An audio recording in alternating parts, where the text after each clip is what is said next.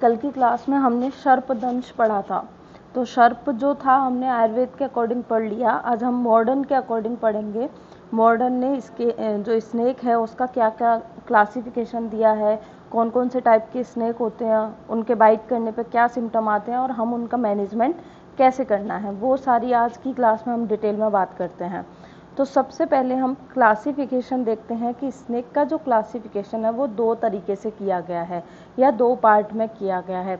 जैसे कल हमने पढ़ा था सविष और निर्विष, सेम ऐसे ही मॉडर्न बोलता है विनोनमस और नॉन विनोनमस, यानी कि एक तो जहरीले सांप और एक जो जहरीले नहीं होते। तो इनसे हमें कोई मतलब नहीं है, हम पढ़ेंगे जो जितना भी आज हम पढ़ने वाले हैं वो हम पढ़ेंगे विनोनमस के बारे में। जो सांप जहरीले होते हैं उनके बारे में हम पढ़ेंगे।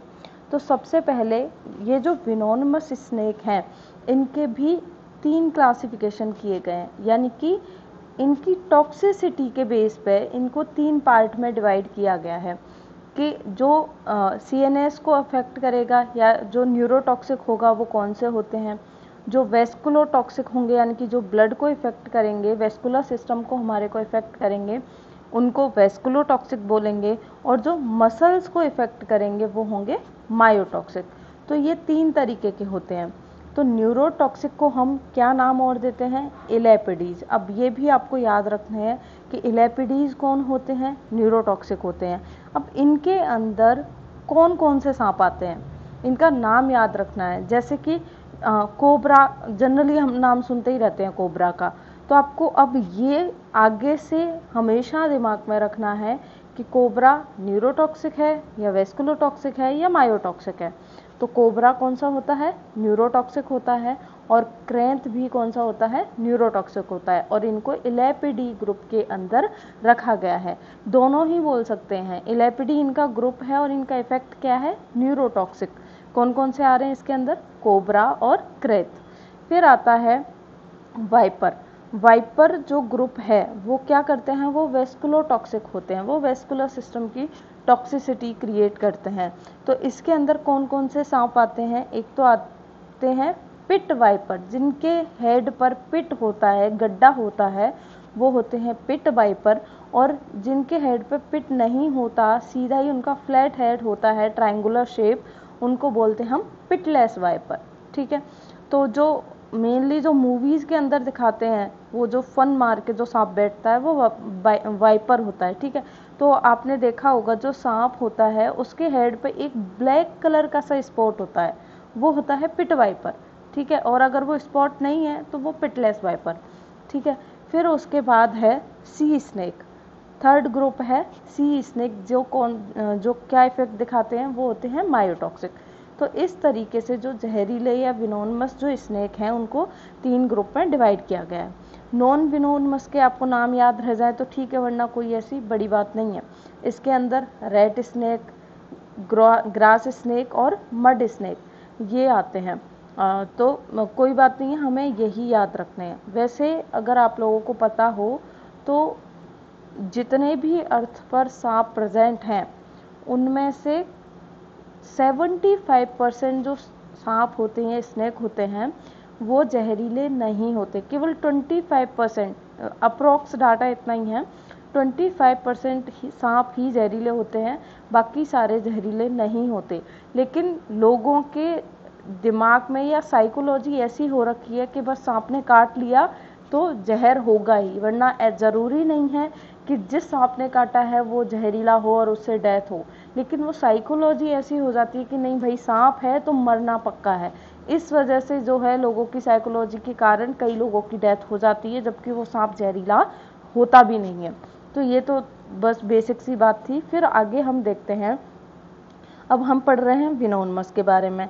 तो अब हमें ये पता होना चाहिए कि इनका जो वीनम होता है या इनका जो जहर होता है वो कहाँ पर आके कलेक्ट होता है या फिर कहाँ पर वो रहता है, कौन सा पार्ट होता है, कैसे कलेक्ट होता है, या फिर कहाँ से जैसे ही वो बाइट करता है तो कहाँ से निकलेगा, वो सारा हम पढ़ते हैं। तो इनका जो वीनम जो अपैरेटस है, देखो क्या है, द वीनम ग्लैंड ऑफ इलेपिडी। सबसे पहले कोबरा और क्रेत की बात हो रही है और वाइपर की बात हो रही है।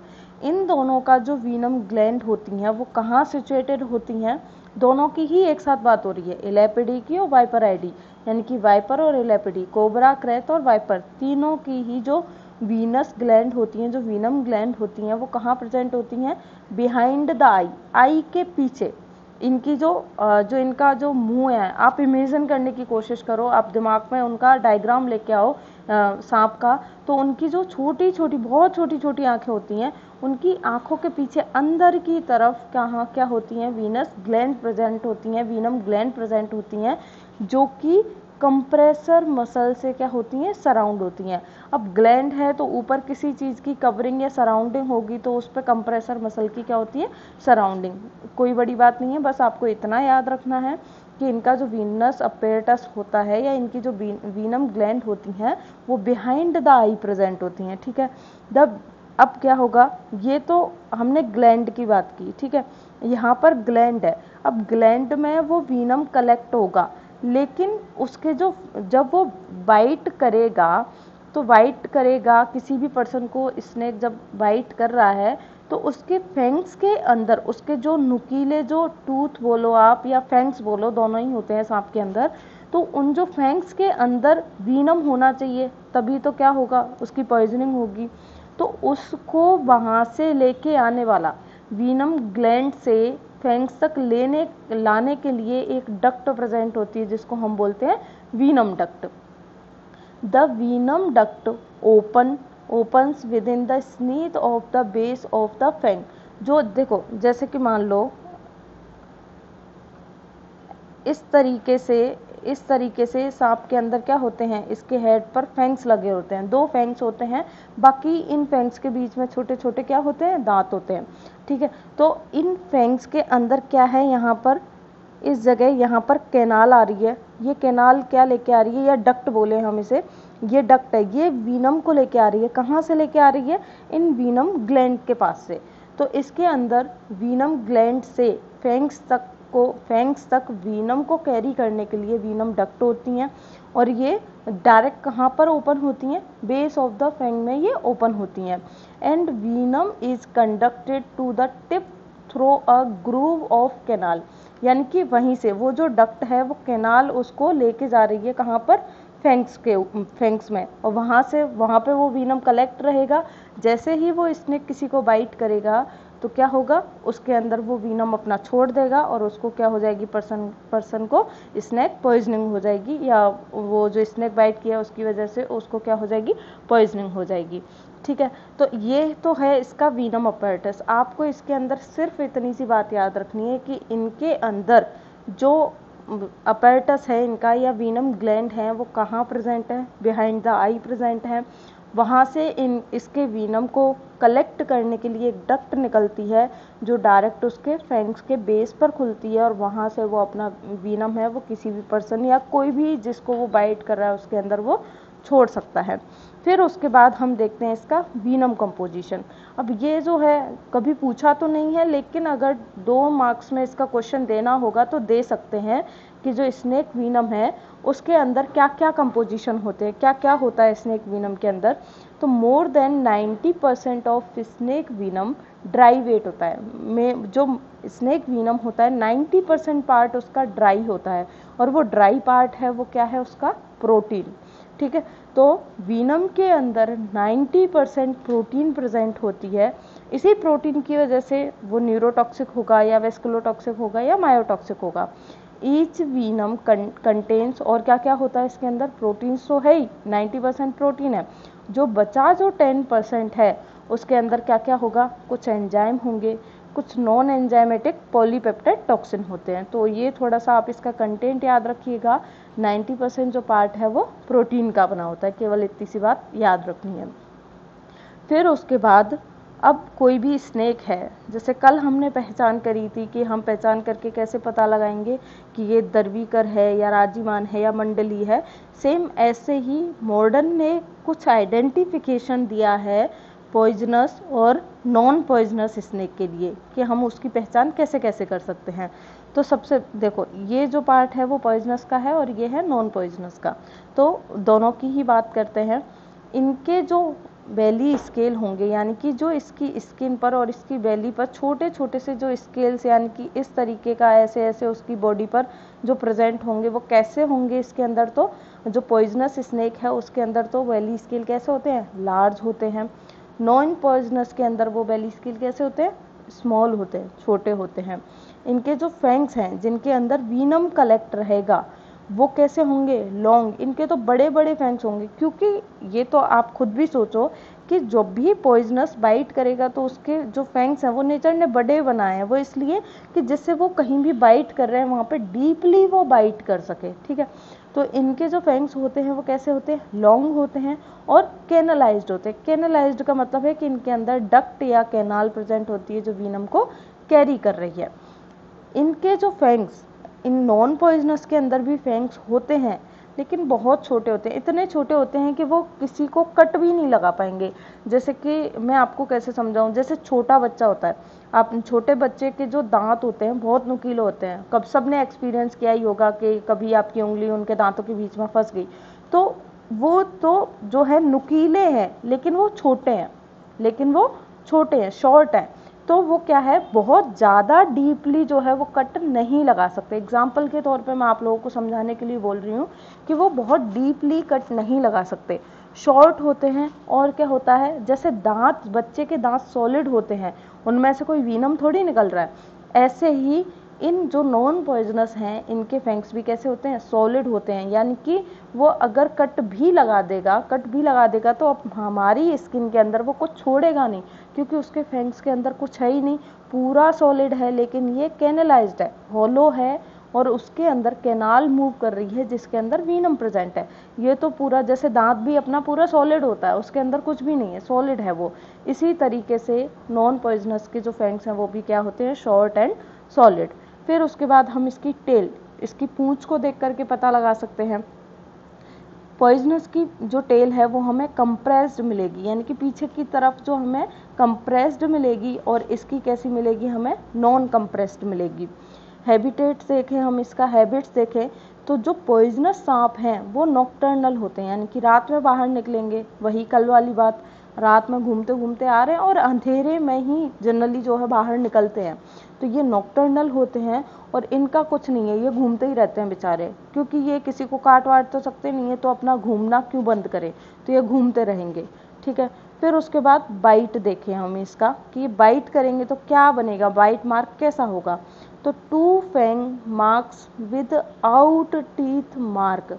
हम जब भी आपने जैसे मूवी के अंदर तो जनरली आपने देखा ही होगा, तो उसके अंदर जैसे किसी के भी बाइट कर जाता है तो उसके 2 फैन मार्क्स तो हमें दिखाई देंगे, हो सकते, ये तो प्रेजेंट होंगे ही होंगे, जरूर होंगे। लेकिन अगर उसने डीप कट किया है, अगर डीप कट लगाया है, तो उसके हमें छोटे छोटे टूथ मार्क भी वहाँ पे देखने को मिलेंगे, उसके टीथ मार्क भी फैंग मार्क के साथ साथ देखने को मिलेंगे। भले ही आपको टीथ मार्क देखने को मिले या ना मिले पॉइजनस में, लेकिन आपको फैंग मार्क वहाँ ज़रूर देखने को मिलेंगे, क्योंकि पॉइजनिंग उन्हीं से ही होनी है। और इसीलिए जो टूथ होते हैं वो तो उसके पीछे ही रह जाते हैं, फैंग्स उसके आगे निकले होते हैं, तो पहले फैंग्स ही अंदर जाएंगे। हो सकता है टीथ तो उसके अंदर जा ही ना पाए, टीथ तो उसके बाइट कर ही ना पाए, लेकिन फैंग्स बाइट ज़रूर करेंगे, क्योंकि ये बाहर की तरफ आउटर साइड ये निकले रहते हैं। लेकिन जो नॉन पॉइजनस होता है उसमें क्या होगा, उसमें टीथ मार्क प्रेजेंट होंगे, क्योंकि इसके टीथ और फैंग दोनों ही एक ही लेवल पर प्रेजेंट होंगे, क्योंकि फैंग्स इसके छोटे ही हैं, तो टीथ और फैंग एक ही लेवल पर प्रेजेंट होंगे, तो इसके मेनली हमें टीथ मार्क देखने को मिलेंगे, लेकिन यहाँ मेनली हमें उसका फैंग मार्क देखने को मिलेगा। तो इस तरीके से हम पॉइजनस और नॉन पॉइजनस जो स्नेक है उसका हम आइडेंटिफिकेशन कर सकते हैं। फिर उसके बाद है मॉर्फोलॉजिकल डिफरेंस। मॉर्फोलॉजिकल डिफरेंस, अब हमने 3 ग्रुप पढ़े थे, न्यूरोटॉक्सिक, वेस्कुलोटॉक्सिक और मायोटॉक्सिक, 3 ग्रुप हमने पढ़े थे। तो इनका हम मॉर्फोलॉजिकल डिफरेंस देख रहे हैं किस किस के बीच में। जैसे न्यूरोटॉक्सिक में हमने 2 देखे थे, कोबरा और क्रैत न्यूरोटॉक्सिक में आ रहा है, वाइपर जो है वो वेस्कुलोटॉक्सिक में आएगा और सी स्नेक जो है वो मायोटॉक्सिक में आएगा। तो हम इन तीनों के अंदर डिफरेंस देख रहे हैं, कुछ फीचर्स हैं जिनके बेस पर हम इनमें डिफरेंस करेंगे। देखते हैं क्या क्या फीचर्स हैं। देखो, इसके जो नॉन स्नेक होते हैं न्यूरोटॉक्सिक, वेस्कुलोटॉक्सिक और मायोटॉक्सिक, अब 3-3 ग्रुप है, मैं बार बार नाम नहीं लूँगी, आप लोगों को समझ जाना है कि हम अलग अलग तीनों की बात कर रहे हैं। तो इनका जो कॉमन नेम है या नॉन स्नेक, न्यूरोटॉक्सिक ग्रुप में हमें कौन कौन से स्नेक देखने को मिलेंगे, या न्यूरोटॉक्सिक और वेस्कुलोटॉक्सिक और मायोटॉक्सिक के अंदर कौन कौन से स्नेक को रखा गया है। तो देखो, कोबरा, कोबरा को हम नाग बोलते हैं, किंग कोबरा जिसको नागराज बोलते हैं, क्रेत और कोरल, इन 4 को रखा गया है न्यूरोटॉक्सिक। तो ये तो केवल इसका बेसिक हमें स्नेक के नाम याद रखने हैं कि कौन से स्नेक को कौन से ग्रुप में रखा गया है, ठीक है। तो न्यूरोटॉक्सिक में रखा गया है कोबरा को, किंग कोबरा को और क्रेत को और कोरल को। कोरल छोड़ देना भले ही, केवल ये 3 काम के हैं अपने। फिर उसके बाद है वेस्कुलोटॉक्सिक। वेस्कुलोटॉक्सिक के अंदर हमने पढ़ा था वाइपर हैं, तो इसके अंदर सारे वाइपर ही आएंगे। एक तो pit viper, non pit viper हो गया, ठीक है, वो तो हैं। उसके साथ साथ इसके अंदर रसल वाइपर, सॉ स्केल और ग्रीन वाइपर, 3 इसके अंदर ये नाम है, ये नाम है सांपों के, रसल वाइपर, सॉ स्केल और ग्रीन वाइपर। इसी तरीके से मायोटॉक्सिक के अंदर सी स्नेक, या उसका दूसरा नाम भी होता है समुद्र सर्प, वह हिंदी कर दिया सी स्नेक का समुद्र सर्प। तो इस तरीके से इसके अंदर इन सांपों को रखा गया है। तो कॉमन नेम आपको क्लियर है। मेन जो है, अगर क्वेश्चन कभी आपसे पूछा तो न्यूरोटॉक्सिक से ही उठेगा, मेन जो क्वेश्चन है, मायोटॉक्सिक से नहीं उठता। न्यूरोटॉक्सिक और वेस्कुलोटॉक्सिक का ही डिफरेंस पूछा जाएगा आपसे एग्जाम में अगर पूछा। मायोटॉक्सिक को कोई बीच में नहीं लाता, क्योंकि ये सी स्नेक है तो जनरली ये किसी के कांटेक्ट में आते ही नहीं है। लेकिन ये घूमने वाले तो ये हैं, ये घूमते हैं, ये इनकी पॉइजनिंग ज़्यादा होती है, इसीलिए बात मेन जो है वो न्यूरोटॉक्सिक और वेस्कुलोटॉक्सिक की ही होगी, ठीक है। तो ये पॉइंट हुआ कॉमन नेम का। फिर हम देखते हैं इनका हेड स्ट्रक्चर, हेड कैसा होता है। तो कोबरा या किंग कोबरा का जो हेड होता है वो कैसा होता है, वुड विद स्पेक्टल, उस पर छोटे छोटे क्या होते हैं, स्पेक्टल्स होते हैं। अब आप जो गूगल करके, अब मैं आपको यहाँ पे डायग्राम शो नहीं करा सकती क्योंकि ये कुछ चीज़ें हैं वो डायग्राम से क्लियर होंगी, तो आप गूगल करके अभी कर सकते हो तो अभी गूगल करके देख लीजिए, या फिर क्लास के बाद गूगल करके देखिएगा कैसे दिखाई देते हैं। जनरली सबने देखे होते हैं मूवी, सब लोग मूवी वगैरह देखते हो तो उसके अंदर आ ही जाते हैं ये, ठीक है। तो इसका जो किंग कोबरा है या कोबरा है उसका क्या होता है, हुड विद स्पेक्टल, तो उसके हेड पर क्या होते हैं, स्पेक्टल्स होते हैं। क्रेत का जो हेड होता है वो जैसे शील्ड होती है, शील्ड आप लोगों ने देखी हो, जैसे वो भाला या शील्ड, ऐसा जो होता है इसका हेड होता है किसका, क्रेत का। लार्ज शील्ड लाइक हेड होता है क्रेत का। और कोरल का जो हेड होता है वो कैसा होता है, स्मॉल होता है। ऐसे ही रसल वाइपर, सारे वाइपर जितने भी वाइपर होंगे सबका हेड ट्रायंगुलर होता है, सबका हेड कैसा होता है, ट्रायंगुलर होता है। इस तरीके से वो जब फन मार के बैठेगा तो इस तरीके से वो बैठेगा, ठीक है। तो ये कैसे होते हैं, ट्रायंगुलर होते हैं। तो रसल वाइपर हो जाए, चाहे सॉ स्केल हो या ग्रीन वाइपर, ये सारे ट्रायंगुलर होते हैं। और सी इनका हेड है वो ट्रायंगुलर होगा, और सी स्नेक का हेड है वो कैसा होगा, बहुत छोटा होता है, स्मॉल होता है। तो आपको एक तो गूगल करके देखिएगा स्पेक्टल्स कैसे होते हैं कोबरा के हेड पर, वो देखना है, एक तो गूगल जरूर कीजिएगा, और ट्रायंगुलर तो आप समझ जाओगे, या फिर इसको भी देख लीजिएगा जिससे कभी भूलोगे नहीं, ठीक है। तो इनका ये तो हो गई हेड की बात। फिर देखते हैं इनका कलर और अपीयरेंस, कलर कैसा होता है। तो कोबरा का कलर होता है ब्लैकिश वाइट, ज़्यादातर कलर होगा इसका ब्लैक होता है, बीच बीच में इसके वाइट वाइट क्या होते हैं, स्पॉट से देखने को मिलेंगे। तो ये होता है ब्लैकिश वाइट। किंग कोबरा होता है जेट ब्लैक, एकदम ब्लैक होगा, वो होगा किंग कोबरा जेट ब्लैक। और क्रेत जो होता है वो कॉमन ब्लैक।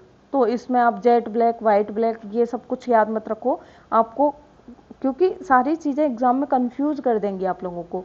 तो आपको ये याद रखना है कि न्यूरोटॉक्सिक वाले सारे काले होते हैं, ये सारे ही ब्लैकिश होंगे, चाहे वो कोबरा है, किंग कोबरा है, क्रेत है। तो ये चीज़ हमेशा दिमाग में रखिएगा। आप इसमें कंफ्यूज हो सकते हो कि कोबरा ब्लैकिश वाइट था या जेट ब्लैक था, तो इससे कंफ्यूज होने में बेटर है अपने दिमाग में हमेशा ये रखिए कि कोई भी आई न्यूरोटॉक्सिक के अंदर वो सारे ब्लैक होंगे। अब वो ब्लैक में कुछ भी हो सकता है, common black, jet black, blackish white, कुछ भी, लेकिन ब्लैक तो होगा ही होगा। ठीक है, तो इस तरीके से आप याद रख सकते हो। रसल वाइपर जो होते हैं वो डायमंड स्पॉट ऑन बॉडी, जैसे डायमंड होता है, डायमंड का स्ट्रक्चर जो है वो इस तरीके से कुछ होगा, इस तरीके के डायमंड स्पॉट होते हैं उसकी बॉडी पर, रसल वाइपर की पे। 100 स्केल में 100 लाइक, जैसे सी 100 लाइक स्ट्रक्चर ही होगा 100 स्केल का। और जो सी स्नेक है, इनका जो स्ट्रक्चर होता है, इनका कलर अपीयरेंस क्या है, वेरी करता है, कुछ फिक्स नहीं है। अलग अलग तरीके के जो सी स्नेक हैं वो अलग अलग तरीके के दिखाई देते हैं, इनका कुछ फिक्स नहीं है। लेकिन कोबरा है, क्रेत है, इनका क्या है, फिक्स है। फिर देखते हैं इनके प्यूपिल। इनके प्यूपिल कैसे होते हैं, जो कोबरा है या न्यूरोटॉक्सिक है, इनके प्यूपिल हमें मिलेंगे राउंडेड, गोल होते हैं। इसी तरीके से मायोटॉक्सिक के भी या सी स्नेक के प्यूपिल भी राउंडेड होते हैं। लेकिन जो वेस्कुलोटॉक्सिक होते हैं या वाइपर होते हैं, इनके प्यूपिल हमें कुछ इस तरीके से वर्टिकल देखने को मिलेंगे। ठीक है, तो राउंडेड किस किस के होते हैं, न्यूरोटॉक्सिक और मायोटॉक्सिक के, और वेस्कुलोटॉक्सिक के कैसे होते हैं, वर्टिकल होते हैं। फिर देखते हैं हम इनके फैंग्स। फैंग्स कैसे होंगे, जो कोबरा या न्यूरोटॉक्सिक है उनके कैसे होंगे, शॉर्ट होंगे। अब इतने भी शॉर्ट से आपको कंफ्यूज नहीं होना है, इतने भी शॉर्ट नहीं होंगे कि वो बाइट ना कर सके। ठीक है, किससे कंपेयर करके शॉर्ट बोला है, वेस्कुलोटॉक्सिक से कंपेयर करके शॉर्ट बोला है, ना कि पॉइजनस और नॉन पॉइजनस का कंपेयर करके शॉर्ट बोला है। जो नॉन पॉइजनस है उनसे तो इनके जो फैंग्स होते हैं वो बड़े ही होते हैं, लेकिन आपस में कंपैरिजन चल रहा है पॉइजनस के अंदर, तो सबसे ज़्यादा बड़े फैंग्स किसके देखने को मिलते हैं, वाइपर के। तो न्यूरोटॉक्सिक के जो फैंग्स होते हैं वो वाइपर से छोटे यानी कि शॉर्ट होंगे, फिक्स होंगे, एक ही जगह फिक्स रहेंगे, जहाँ लगे हैं वहीं लगे रहेंगे, और ग्रुप्ड होंगे। ठीक है, लेकिन इनके जो फैंग्स होते हैं वाइपर के, वो कैसे होंगे, लॉन्ग होंगे, कंपैरिजन टू न्यूरोटॉक्सिक, लॉन्ग होंगे, मोबलाइज होंगे, मूव कर सकते हैं, हिल डोल सकते हैं, यानी कि वो उनका मूवमेंट करा सकता है। हम अपने दांतों का मूवमेंट नहीं करा सकते जनरली, इसी तरीके से कोबरा और ये भी नहीं करा सकते, लेकिन वाइपर जो है वो उन फैंग्स का मूवमेंट करा सकता है, वो मोबाइल होते हैं और कैनलाइज्ड होते हैं। ठीक है, इसी तरीके से इसके भी जो फैंग्स होते हैं वो कैसे होते हैं, जो न्यूरोटॉक्सिक है उसी की तरह शॉर्ट होते हैं और फिक्स होते हैं। फिर उसकी टेल की बात करते हैं, पूंछ कैसी होगी इनकी। जो न्यूरोटॉक्सिक है, कोबरा, क्रेत, इनकी टेल जो होती है वो पीछे से कैसी होगी, राउंडेड होगी।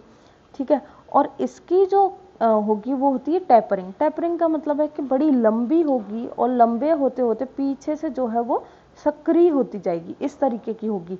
जबकि ये जो होते हैं जो न्यूरोटॉक्सिक है, इनकी जो टेल है वो इसी तरीके से रहेगी, यानी कि शॉर्ट नहीं होगी, पीछे जाके गोल हो जाएगी, राउंडेड होगी। लेकिन इनकी टैपरिंग होती है, टैपरिंग का मतलब है कि लॉन्ग बहुत ज़्यादा होगी, लंबी होगी, और पीछे से वो छोटी होती जाएगी, शॉर्ट होती जाएगी।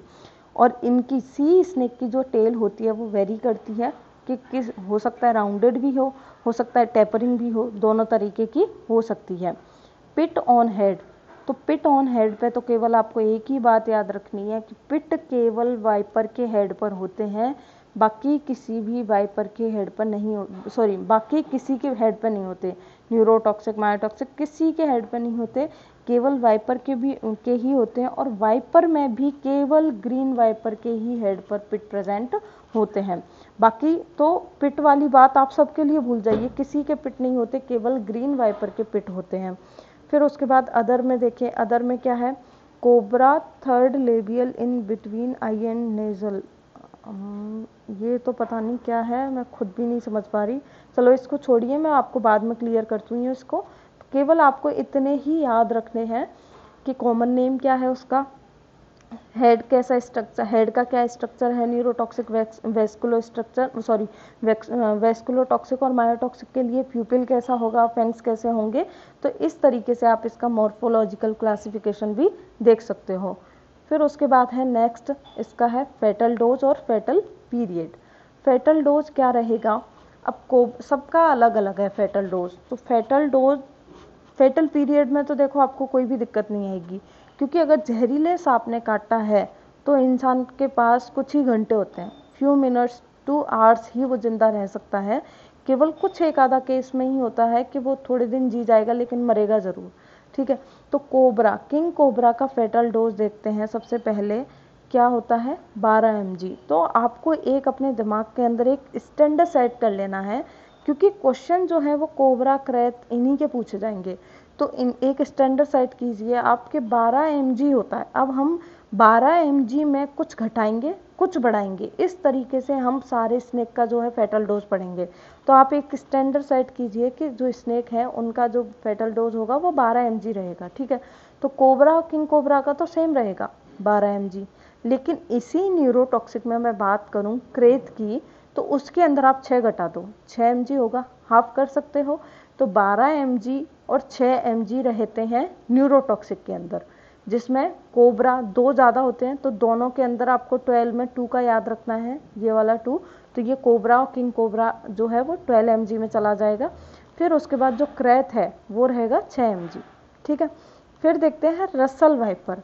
रसल वाइपर का क्या होता है, 15 mg होता है। ये दोनों आपको थोड़े से अलग से याद करने पड़ेंगे। रसल वाइपर जो होता है वो 15 mg होता है, और 100 स्केल का जो फेटल डोज होता है वो 8 mg होता है। यानी कि ये हम पढ़ रहे हैं, इसका मतलब क्या है, इसका मतलब ये है कि अगर इसने बाइट किया है तो इसको अपना कम से कम इतना वीनम तो अंदर छोड़ना है, 12 mg, 6 mg, 8 mg, 15 mg, इतना वीनम तो ब्लड के अंदर इसको छोड़ना है, तब जाके क्या होगी, पॉइजनिंग होगी या डेथ होगी। तो 100 स्केल का क्या होगा, 8 mg है। और सी स्नेक जो है वो जनरली फेटल नहीं होते हैं, यानी कि मारने वाले नहीं होते हैं, पॉइजनिंग करेंगे, साइन सिम्टम आएंगे लेकिन मारेंगे नहीं। तो इसके लिए इसका कोई फेटल डोज फिक्स नहीं है। तो इनके फेटल पीरियड देखते हैं तो क्या है, जो न्यूरोटॉक्सिक हैं सबसे ज़्यादा टॉक्सिसिटी क्रिएट करते हैं न्यूरोटॉक्सिक, क्योंकि सीधा ब्रेन पे, नर्वस सिस्टम पे काम करते हैं ये। तो ये क्या करेंगे, ये कुछ मिनट से लेके कुछ आवर्स तक ही क्या होता है, इनका फेटल पीरियड होता है। फिर जो वाइपर होते हैं, 100 स्केल हो गया है, रसल वाइपर हो गया, वो वेस्कुलोटॉक्सिक के अंदर आ रहे हैं। तो इनका जो फेटल पीरियड होता है वो कितना होता है, फ्यू डेज होता है। और मायोटॉक्सिक का तो बेचारे ने यही बोल दिया कि ये नॉन फेटल है, ये जनरली मारने वाला नहीं है। इसकी पॉइजनिंग साइन सिम्टम वही हो सकते हैं लेकिन मरेगा नहीं, तो जनरली ये नॉन फेटल है। तो आपको सबसे ज़्यादा जहरीला कौन है, कोबरा है सबसे ज़्यादा। ठीक है, तो उसका दिमाग में रखना है कि न्यूरोटॉक्सिक जो होते हैं वो सबसे ज़्यादा खतरनाक है। तो उनका जो फेटल पीरियड होगा वो सबसे कम होगा, कुछ घंटे ही होते हैं। और फेटल डोज है इनका 12-12 mg और 6 mg, इस तरीके से इनका डिवाइडेशन होगा। ठीक है, फिर उसके बाद है इसके साइन सिम्टम। साइन सिम्टम हम देखते हैं वही तीनों के, जिस तरीके से हमने अभी पढ़ा था मॉर्फोलॉजिकल का, उसी तरीके से हम पढ़ रहे हैं न्यूरोटॉक्सिक, वेस्कुलोटॉक्सिक और मायोटॉक्सिक का। तो साइन सिम्टम में ये इनके फीचर्स क्या क्या हैं। सबसे पहले हम बात करते हैं इनके फैंग मार्क या बाइट मार्क की, कि जब भी इसके जो जिसको भी इसने बाइट किया है तो उस पर अपना ये मार्क कैसा छोड़ेगा। तो न्यूरोटॉक्सिक के मार्क कैसे होंगे, 2 मार्क, क्योंकि इसके फैंग के मार्क होंगे, 2 तो फैंग होते हैं इनके, तो 2 फैंग के मार्क होंगे with small series of scars. का मतलब थोड़े थोड़े वहाँ पे हमें टीथ के मार्क देखने को मिलेंगे, और 2 मार्क जो होंगे वो एकदम क्लियरली विजिबल होंगे। वो किसके होंगे, फैंग्स के होंगे। फिर देखते हैं वेस्कुलोटॉक्सिक का फैंग मार्क क्या होगा, 2 डीप वाइट मार्क, क्योंकि इसके जो हमने देखे थे फैंग वो इन दोनों के कंपैरिजन में कैसे थे, लॉन्ग थे। तो इसके जो टीथ हैं वो स्किन पर ज़्यादा आ नहीं पाएंगे, ये फैंग से ही डायरेक्ट अपना वीनम है वो छोड़ देगा। तो हमें केवल 2 डीप मार्क, बाइट मार्क हमें वहाँ दिखाई देंगे। ठीक है, और मायोटॉक्सिक पे क्या होगा, मायोटॉक्सिक पे भी हमें 2 सुपरफिशियल बाइट मार्क दिखाई देंगे। तो मेनली सबके बाइट मार्क 2-2 ही होंगे। जो न्यूरोटॉक्सिक है उसके साथ हमें हो सकता है टीथ मार्क दिखाई दे सकते हैं, लेकिन वेस्कुलोटॉक्सिक और मायोटॉक्सिक में 2-2 फैंग मार्क ही प्रेजेंट होंगे। फिर हम देखते हैं लोकल पेन। लोकल पेन का मतलब है कि जहाँ भी उसने बाइट किया है वहाँ पर पेन कैसा होगा, उस तरीके की बात हो रही है। तो लोकल पेन कैसे है कि यहाँ पर लोकल पेन मिनिमम होगा, ये लोकल पेन नहीं करेगा, ये बाद में जाकर के अपने अपने सिम्टम बढ़ाएंगे। ठीक है, यहाँ भी लोकल पेन मिनिमम होगा, लेकिन यहाँ पे शार्प प्रिकिंग होगा, क्योंकि ये मायोटॉक्सिक है और ये वेस्कुल ब्लड के साथ साथ वहाँ की मसल को भी पेनिट्रेट कर सकता है, तो उसकी वजह से शार्प प्रिकिंग पेन होगा मसल्स के अंदर या स्किन के अंदर। ठीक है, फिर हम देखते हैं इनका इन्फ्लामेशन। इसमें जो न्यूरोटॉक्सिक है इसके अंदर इन्फ्लामेशन भी हमें कम ही देखने को मिलेगा। अब कम देखने से मतलब ये नहीं है कि होगा ही नहीं, ना के बराबर होगा, होगा तो सही, लेकिन और जो पॉइजनस है उनके कंपैरिजन में कम होगा। ठीक है, तो इन्फ्लामेशन मिनिमम होगा। इसमें क्या होगा, इन्फ्लामेशन तेजी से फैलेगा, क्योंकि ये वेस्कुलो है और ब्लड के थ्रू ही इन्फ्लामेशन होगा, तो इसलिए ही ये क्या है, इसमें स्प्रेड रैपिडली, इसमें बहुत तेजी से फैलेगा और यहाँ पे इन्फ्लामेशन नहीं होगा। इसका मतलब है कि यहाँ पे ये नहीं होंगे। तो के पहले भी मैंने आपको बोला था हम मेनली दो की ही बात करेंगे, न्यूरोटॉक्सिक और वेस्कुलोटॉक्सिक की। तो इन्फ्लामेशन में न्यूरोटॉक्सिक में कम होगा, लेकिन वेस्कुलोटॉक्सिक में जो है स्प्रेड रैपिडली, तेजी से फैलेगा पूरी बॉडी में, क्योंकि ब्लड के साथ मूव करेगा। फिर है लोकल ब्लिस्टरिंग, वहाँ पे जहाँ भी उसने काटा है वहाँ पे ब्लिस्टर बनेगा कि नहीं बनेगा, तो यहाँ पे तो क्या है, ब्लिस्टर बहुत कम बनेगा, कम बनेगा लेकिन कम बनेगा। यहाँ पे क्या है, बनेगा तो सही लेकिन कुछ दिन में बनेगा, क्योंकि हम देख रहे हैं इनका जो फेटल पीरियड है वो फ्यू डेज है, तो वो धीरे धीरे अपने सिम्टम बढ़ाएगा, तो विद इन डेज इसका क्या होगा, जो है ब्लिस्टर बनेंगे और इसके अंदर ब्लिस्टर नहीं बनेंगे। फिर है लोकल ब्लीडिंग, जहाँ भी बाइट किया है वहाँ से ब्लीडिंग होगी या नहीं, तो यहाँ से ब्लीडिंग नहीं होगी, क्योंकि इसके फैन जो थे वो शॉर्ट हैं, ज़्यादा लॉन्ग नहीं है, तो वो कट करके सीधा ही आ जाएगा, लेकिन वो ब्लीडिंग नहीं करेगा, उसमें से ब्लीडिंग नहीं होगी। लेकिन ये जो वेस्कुलोटॉक्सिक हैं ये ब्लड को ही टॉक्सिक करने वाले हैं, और क्या है, इनके जो बाइट जो फैंग हैं वो बहुत ज़्यादा कैसे हैं, नुकीले हैं और लॉन्ग हैं, इसीलिए यहाँ से जो ब्लीडिंग होगी वो सीवियर होगी, बहुत ज़्यादा वहाँ से ब्लीडिंग होगी और यहाँ से ब्लीडिंग नहीं होगी। फिर है वहाँ पर ब्रूज बनेगा कि नहीं। ब्रूज का मतलब है कि जैसे ही वहाँ पर जो बाइट मार्क है वो थोड़े दिन बाद जो है वो ठीक होने लगेगा, तो वहाँ पर वो कुछ अपना कलर चेंज करेगा कि नहीं। वहाँ पर जैसे मान लो कोई भी कट लग जाता है या किसी चीज़ से चोट लग जाती है, तो वो जगह जो है वो कुछ दिन बाद कभी हमें नीली दिखाई देती है, कभी हरी दिखाई, ये भी मैं आपको डिटेल में फोरेंसिक में पढ़ाऊंगी। जब इंजरी पढ़ेंगे तब हम देखेंगे ब्रूज क्या होता है, लेसरेशन क्या होता है, सारा देखेंगे। तो ब्रूज का मतलब है कि जैसे जैसे वो मार्क ठीक हो रहा है, वो कट ठीक हो रहा है, वहाँ पे स्किन में डिस्कलरेशन हो रहा है या नहीं, तो उसकी बात कर रहे हैं। तो यहाँ पे ब्रूजिंग नहीं होगी, यहाँ पे भी नहीं होगी, लेकिन वेस्कुलोटॉक्सिक में ब्रूजिंग होती है, वहाँ पे स्किन का डिस्कलरेशन होगा। तो ये तो कुछ रहे इनके कॉमन साइन सिम्टम। अब देखते हैं हम सिस्टमिक ये कैसे वर्क करेंगे। सिस्टमिक का मतलब है कि कौन कौन से पार्ट को ये अफेक्ट कर रहे हैं, कौन से को नहीं कर रहे हैं। तो सबसे पहले सिस्टमिक में very important sign of neurotoxic, ptosis. Neurotoxic का सबसे इंपॉर्टेंट साइन है टॉसिस। वापस से बोल रही हूँ, टॉसिस। टॉसिस क्या होता है, टॉसिस होता है ड्रूपिंग ऑफ आईलिड। जैसे नॉर्मली हम अपनी आँखों को, जो हमारी आईलिड है उन पे हमारा जो है कंट्रोल है, हम उनको चाहे तो बंद कर सकते हैं, चाहे तो खोल सकते हैं। लेकिन अगर किसी पर्सन को न्यूरोटॉक्सिक स्नेक की पॉइजनिंग हुई है तो वो उसका जो अपनी आईलिड है उस पर कंट्रोल खो जाता है। ठीक है, तो उसकी वजह से क्या होगा, उसकी आईलिड जो होती है वो परमानेंट ड्रूप यानी कि नीचे की तरफ गिर जाती है। अब वो आँख को खोल नहीं पाए, पूरी तरीके से बंद नहीं होती है, आँख जो है वो पूरी तरीके से बंद नहीं होती है, आधी खुली आधी बंद रहती है, लेकिन एक ही पोजीशन में रहती है। तो यहाँ पे क्या होगा, दोनों की दोनों आईलिड जो होती हैं वो उसकी नीचे की तरफ गिर जाती हैं, वो पूरी तरीके से अपनी आँखों को नहीं खोल पाता है, तो उसको कहते हैं हम टॉसिस। साइड में कहीं लिख लीजिएगा, टॉसिस क्या होता है, ड्रूपिंग ऑफ आईलिड, आईलिड का नीचे की ओर गिर जाना इज टॉसिस। इसमें हमें क्या देखने को मिलेगा, यहाँ तो मेन फीचर हमें देखने को मिला टॉसिस, यहाँ पे हमें क्या देखने को मिलेगा, क्योंकि ये जो वेस्कुलोटॉक्सिक है ये ब्लड वाला है, तो इसमें जो होगा हमें ज़्यादा से ज़्यादा ब्लड से रिलेटेड चीज़ें देखने को मिलेंगी, ज़्यादा से ज़्यादा इसके अंदर हमें ब्लीडिंग वगैरह ऐसी चीज़ें या हेमरेज वगैरह वो सब कुछ इसी के अंदर देखने को मिलेगा। तो इसके जो मसूड़े हैं या गम्स हैं उनके अंदर क्या होगी, उनसे ब्लीडिंग होगी।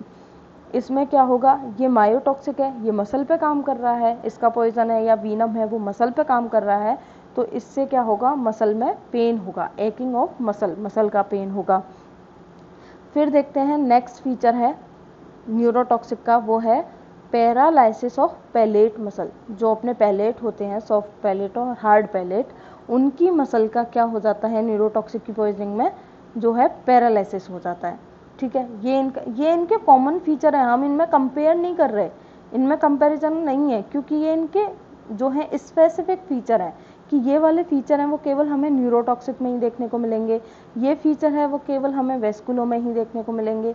ये हम इनके कॉमन फीचर की बात कर रहे हैं। ठीक है, तो जो न्यूरोटॉक्सिक है उसका, सॉरी कॉमन नहीं, स्पेसिफिक की बात कर रहे हैं।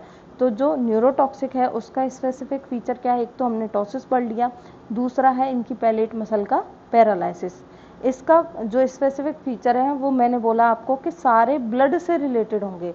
जैसे हमने पढ़ा पहले है इनके गम से ब्लीडिंग हो रही है, दूसरा क्या है, इसको जो कफ होगा या इसको जो स्पुटम आएगा उसके अंदर क्या होगा, ब्लड आएगा, इसको ब्लड की वॉमिटिंग भी होगी।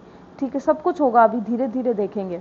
और इसके अंदर क्या होगा, ट्राइस्मस होगा। ट्राइस्मस क्या होता है, ट्राइस्मस होता है कि जो जॉ की मसल्स होती हैं उनके अंदर क्या हो रहा है, स्पाज्म हो रहा है, वो लॉक हो गई हैं।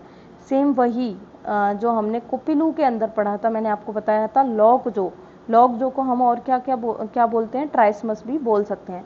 तो उसका मतलब यही है कि इसका जो मसल है वहाँ पे क्या होगा, सीवियर स्पाज्म होता है जॉ की मसल्स के अंदर, जिसकी वजह से ट्राइस्मस हो जाएगा और इसका जो जॉ है यानी कि जबड़ा है वो क्या हो जाएगा, लॉक हो जाएगा। तो क्योंकि ये सारा मसल पे ही काम कर रहा है तो इसके हमें मसल वाले देखने को मिलेंगे। पहला हमने देख लिया कि मसल में पेन हो रहा है, दूसरा कि जॉ है जो इसका लॉक हो गया यानी कि उसमें ट्राइस्मस हो गया। ठीक है, और क्या हमें देखने को मिलेगा, हीमोटाइसिस, यानी कि उसको ब्लड की वॉमिटिंग देखने को मिलेंगी, क्योंकि उसके जो है मसल्स के अंदर स्पाज्म हो रहे होंगे, जिसकी वजह से हो सकता है कि इसको अचानक से जो वॉमिटिंग आए उसके अंदर ब्लड आ जाए। ठीक है, फिर उसके बाद है यहाँ पर क्या होगा, वापस से न्यूरोटॉक्सिक पर आ रहे हैं, यहाँ पर होगा पैरालाइसिस ऑफ नेक मसल। नेक की मसल के अंदर पैरालाइसिस हो जाएगा, क्योंकि न्यूरोटॉक्सिक है, सारा ये पैरालाइसिस और यही करने वाला है। तो नेक मसल में सबसे पहले हमने देखा पैलेट मसल में पैरालाइसिस हो रहा है, फिर नेक मसल में पैरालाइसिस हो जाएगा, फिर रेस्पिरेटरी फेलियर हो जाएगा, वो भी इसी वजह से होगा क्योंकि रेस्पिरेटरी मसल के अंदर क्या हो जाएगा, पैरालिसिस हो जाएगा।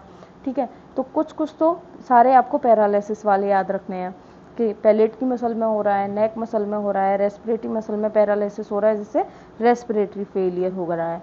और क्या होगा, इस पर्सन को वॉमिटिंग होगी, हाइपर सलाइवेशन होगा और आंखों से दिखाई नहीं देगा, क्योंकि जैसे जैसे वीनम जो है वो ब्रेन की तरफ मूव करेगा उसको दिखाई देना बंद हो जाएगा। तो ये तो हमने बात कर ली कंप्लीट न्यूरोटॉक्सिक की।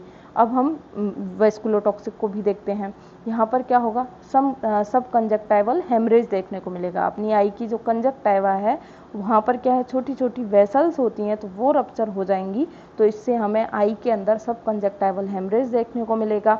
अब यहाँ पे बार बार क्या है, सब जगह ब्लीडिंग हो रही है, हेमरेज होगा, इसके अंदर इंटरनल हेमरेज भी होता है, तो जिसकी वजह से इसका ब्लड वॉल्यूम कम हो जाएगा और क्या होगा, इसको हाइपोटेंशन हो जाएगा, बीपी डाउन हो जाएगा, और बीपी डाउन होते ही इस पर्सन को शॉक आ जाएगा, शॉक की कंडीशन में ये चला जाएगा।